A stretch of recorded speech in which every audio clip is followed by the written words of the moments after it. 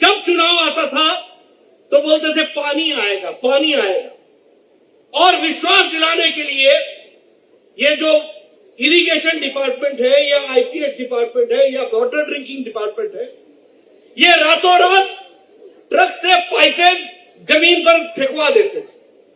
फेंकवाते थे कि नहीं फेंकवाते थे? और फिर बोलते थे, मेरे यहां तो यही करते थे, ये पाइपें आ गई हैं, अब बस पानी लग जाए, आएगा आएगा आएगा। चुनाव खत्म होता था, रातों रात पाइपें उठाई जाती थी और चला जाता था। और एमएलए साहब बोलते थे, मैं तो लगाना चाहता था लेकिन जनता जमीन ही नहीं दे रही है, पाइप हवा में तो लगेगी नहीं, इसलिए मैं नहीं लगा पाया।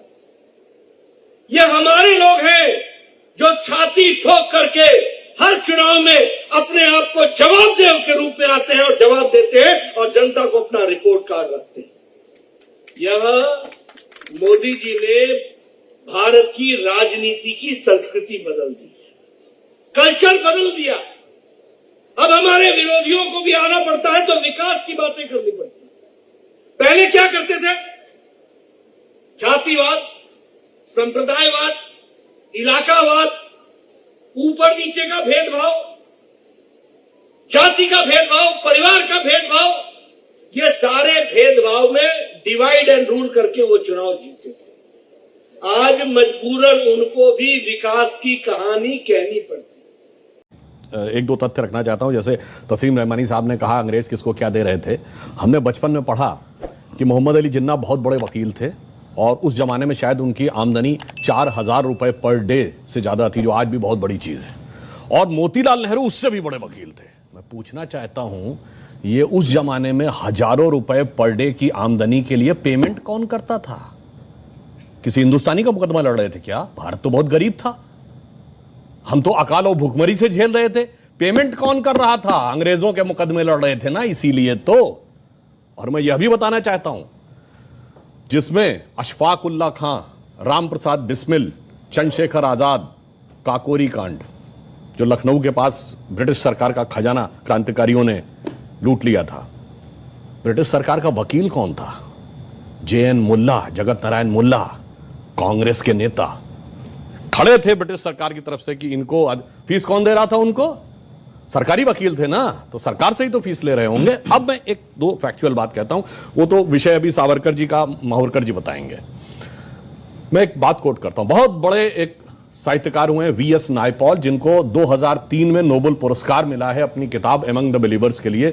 उन्होंने बहुत पहले एक किताब लिखी, इंडिया द वुंडेड सिविलाइजेशन। उन्होंने कहा भारत दुनिया का एक विचित्र देश है, एकमात्र देश है जहां राष्ट्रवाद को बढ़ाने वाला नहीं, राष्ट्रवाद को कमजोर करने वाला इतिहास पढ़ाया जाता है। नंबर 2, उन्होंने कहा ये एकमात्र देश है जो अपने लिखे इतिहास को ऑथेंटिक नहीं मानता, दूसरों के लिखे इतिहास को ऑथेंटिक मानता। उन्होंने कहा ब्रिटेन में जाइए, कोई ब्रिटिश, फ्रेंच या जर्मन के लिखे इतिहास को नहीं मानता, कोई जर्मन, इटालियन या स्पेनिश के लिखे इतिहास को नहीं मानता। कहा उससे भी बड़ा आश्चर्य यह है कि ये विदेशियों के लिखे इतिहास को ही प्रामाणिक नहीं मानता है, जिन्होंने इस पे हुकूमत की, जो इसके दुश्मन थे, उन दुश्मनों के लिखे हुए इतिहास को प्रामाणिक मानता है। कहता इससे बड़ा दुर्भाग्य किसी देश का नहीं हो सकता। अब मैं बताता हूं उसमें हुआ क्या। एक और उदाहरण बता रहा हूं। सारे दर्शकों से एक सवाल ये है, क्या सिलेक्टिवली हाँ, मैं सिलेक्टिवली भारतीय हीरो को दबाया गया? हाँ, मैं उसके 2 उदाहरण फैक्ट बता रहा हूं। मैं दर्शकों से कह रहा हूं, जाइए चेक करिए। एक KGB के जासूस था जिसका नाम था यूरी बेजनेव, जो भारत में पत्रकार बनकर 70 के दशक में रहता था। उसके संस्मरण पढ़िए। उसने लिखा, हमें एजेंडा दिया गया था कि भारत की संस्कृति को कैसे तबाह करना है और उसके लिए हम क्या क्या कर रहे थे। जो बात इन्होंने कहा कि नूरुल हसन साहब बने तो उसके बाद क्या हुआ वो छोड़िए। अब मैं एक उदाहरण बताता हूं। महमूद गजनी ने सोमनाथ का मंदिर तोड़ा। जवाहरलाल नेहरू ने डिस्कवरी ऑफ इंडिया में पेज नंबर 235 पे यह लिखा कि वो तो एक योद्धा था, उसका धर्म से कोई लेना देना नहीं था, उसने जो लूटपाट की है वो अपने किंगडम को इनरिच करने के लिए की है। जबकि हकीकत यह है कि खुद महमूद गजनवी के साथ आए हुए उसके राइटर उतबी उसने अपनी किताब तारीकुल यामनी में लिखा है कि जब उसने मंदिर पे कब्जा कर लिया और उसके पास राजा और पुजारी पहुंचे कि ये शिवलिंग मत तोड़िए, इसके लिए हम 1 करोड़ स्वर्ण मुद्राएं देने को तैयार हैं, और उसके सलाहकार गए तो जानते क्या जवाब दिया महमूद गजनी ने? कि मैं तोड़ूंगा जरूर, इसलिए कि कयामत के दिन मैं बुत फरोश के रूप में जाना जाऊं, बुत शिकन के रूप में जाना जाऊं, बुत फरोश के रूप में। ये बात कहीं नहीं पता पढ़ाई जाती, यानी ट्रेवल, यानी मैं एक बुत फरोश का मतलब हुआ कि जो मूर्तियों के साथ बिजनेस कर रहा हो उसके लिए नहीं, मूर्ति को तोड़ने वाला। फिल्में हम लोग देखते हैं, युवा पीढ़ी को प्यार मोहब्बत की बातों में बड़ा आनंद आता है। एक लाइन और कह दूं तो प्यार मोहब्बत की बात हो तो क्या नाम याद आते हैं? शाहजहां, नूरजहां, जोधा अकबर, सलीम अनारकली, शीरी फरहाद, लैला मजनू, यही पढ़ाया गया ना।